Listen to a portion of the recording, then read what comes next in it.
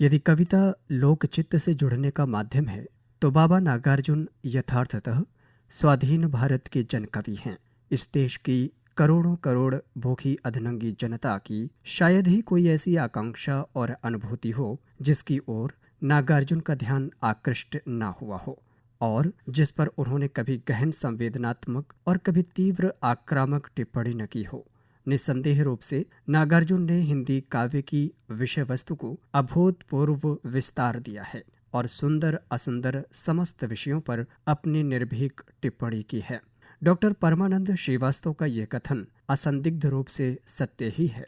जनता के पक्ष में कविताएं लिखने वाले और भी हैं, पर जनता को अपने में आत्मसात कर कविता लिखने वाले नागार्जुन अपने ढंग के अकेले कवि हैं।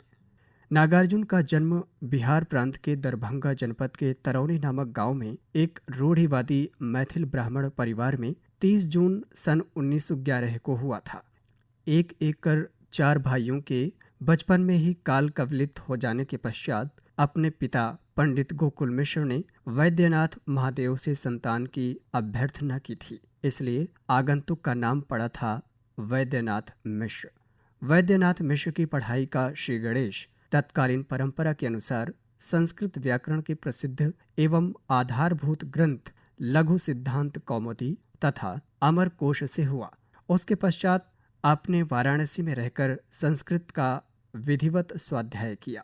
सन 1931 में अपराजिता देवी के साथ आप दाम्पत्य सूत्र बंधन में आबद्ध हुए, लेकिन इस बंधन के केवल 3 वर्ष पश्चात ही किसी बात पर रूठकर आप घर से निकल गए और सिंगल पहुंचकर बौद्ध धर्म में दीक्षित हुए और नाम पड़ा नागार्जुन। जनकवि नागार्जुन बहुआयामी प्रतिभा के धनी अप्रतिम साहित्यकार हैं। आपने एकाधिक भाषाओं में गद्य और पद्य की अनेक विधाओं में इंद्रधनुषी साहित्य सृजित की है। आपका सृष्टि संसार अग्रवत है। संस्कृत काव्य कर्पालोक दशकम, देश दशकम, कृषक दशकम, श्रमिक दशकम, लेनिन दशकम। हिंदी काव्य युगधारा सतरंगे पंखों वाली, प्यासी पथराई आंखें, तालाब की मछलियां, तुमने कहा था, चंदना, भस्मांकुर जो कि खंड काव्य है, खिचड़ी विप्लव देखा हमने, पुरानी जूतियों का कोरस, हजारों हजार बाहों वाली। उपन्यास हैं रत्नीनाथ की चाची, बलनचमा, नई पौध, बाबा बटेसर नाथ, वरुण के बेटे, दुखमोचन, कुंभीपाक, हीरक जयंती, उग्रतारा, इमरतिया, जमानिया के बाबा। मैथिली काव्य हैं चित्रा और पत्रहीन नग्न गांज। मैथिली उपन्यास हैं पारू, बलनचमा और नौतुरिया।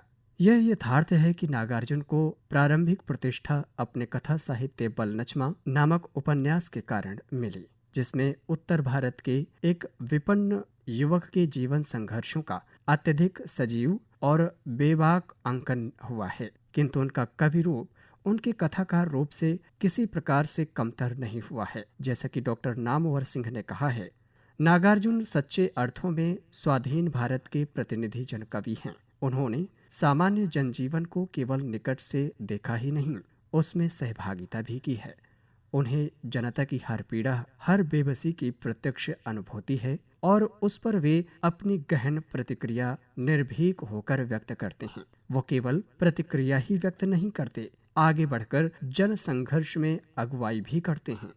नागार्जुन प्रतिहिंसा को अपनी कविता का स्थायी भाव स्वीकार करते हैं। हर प्रकार की सामाजिक विषमता, हर असंगति की ओर भी उनका ध्यान आकृष्ट हुआ है और वे उस पर तीव्र प्रहार भी करते हैं।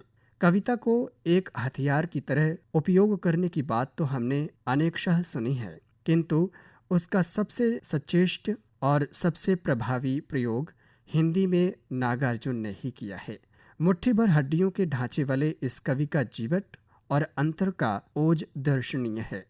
जनता मुझसे पूछ रही है, क्या बतलाऊं?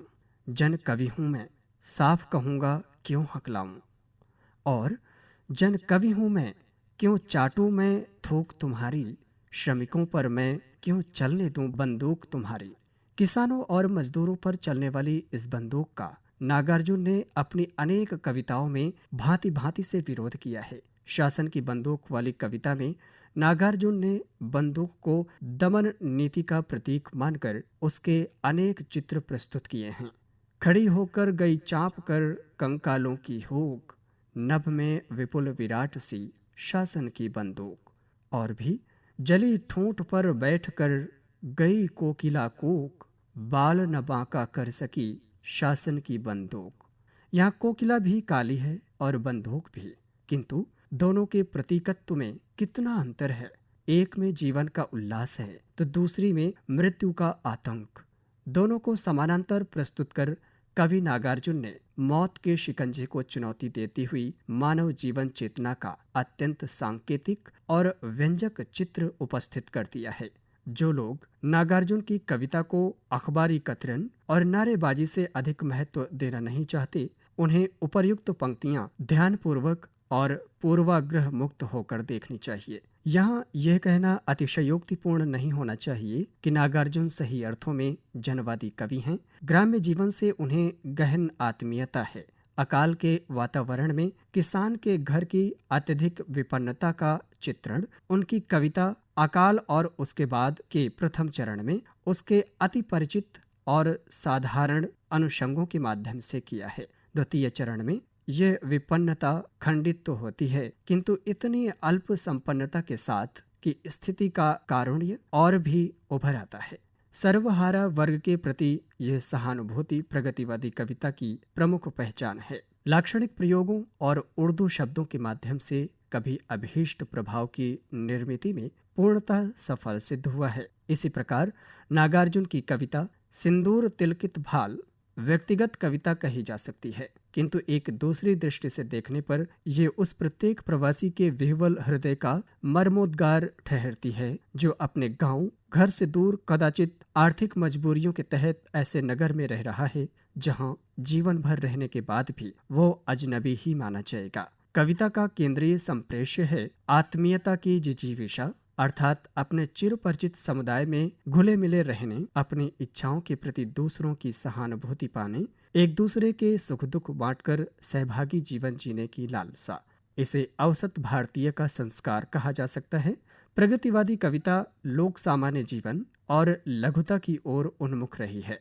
कवि ने यहाँ व्यक्तिगत हवाला देकर उस उन्मुखता को निर्दिष्ट किया है। ग्राम्य प्रकृति के प्रति कवि का सहज ममत्व व्यक्त हुआ है। सांस्कृतिक प्रतीक सिंदूर कविता में एक आदिम संस्कार रच देता है, जिससे उसे एक नए प्रकार की रसवत्ता मिलती है।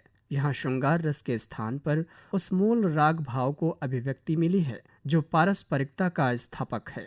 महानगरीय जीवन के एकाकीपन या अजनबीपन और उसके संशयशील चरित्र पर कवि ने चलते ढंग से छींटा कशी की है। इस प्रकार हम देखते हैं कि कवि नागार्जुन एक बहुप्रशंसित जनकवि होने के साथ साथ एक बहुचर्चित उपन्यासकार भी हैं। उपन्यास के विशाल फलक और युग एवं जीवन के साथ उसकी निकटता ने नागार्जुन को आकृष्ट किया और बड़े सचेत रूप में उन्होंने इस विधा को भी अंगीकार किया है। प्रेमचंद के पश्चात किसान मजदूर जीवन और उसकी संस्कृति का चित्रण जिस प्रकार क्षीण होता जा रहा है, उसे नागार्जुन जैसे साहित्यकार ने संभाला। उन्होंने अपने उपन्यासों में समाज और राजनीति के अंतर विरोध के साथ समाज के सम्मुख आगत चुनौतियों और समस्याओं को संपूर्ण भारतीय संदर्भ में चित्रित किया है। उनके सभी उपन्यास उत्तर भारतीय समाज में सामान्य जन की चिंताओं और जन आंदोलनों के दर्पण हैं। उनके ग्राम्य जीवन के प्रति गहन एक निष्ठता और एक नैसर्गिक सौंदर्य बोध के दर्शन होते हैं। सामाजिक परिवर्तन को लेकर उनमें कोई समस्या नहीं है। इस प्रकार निष्कर्ष रूप में कहा जा सकता है कि नागार्जुन ने जनजीवन को निकटता से देखा है और स्वयं भोगा भी है। चाहे उनका काव्य हो या गद्य, सभी में जनजीवन के दर्शन होते हैं। इसलिए उन्हें जनवादी साहित्यकार के रूप में साहित्य जगत में माना जाता है और हम कह भी सकते हैं कि साहित्य समाज का दर्पण होता है। ये बात नागार्जुन के साहित्य में स्पष्टतः परिलक्षित होती है। उनकी संस्कृति ग्राम प्रधान संस्कृति थी, इसलिए ग्राम प्रधान संस्कृति के दर्शन उनके साहित्य में होते हैं। वो अपनी संस्कृति के लिए ही जिए हैं और संस्कृति के उत्थान में ही उन्होंने अपने को समर्पित कर दिया है।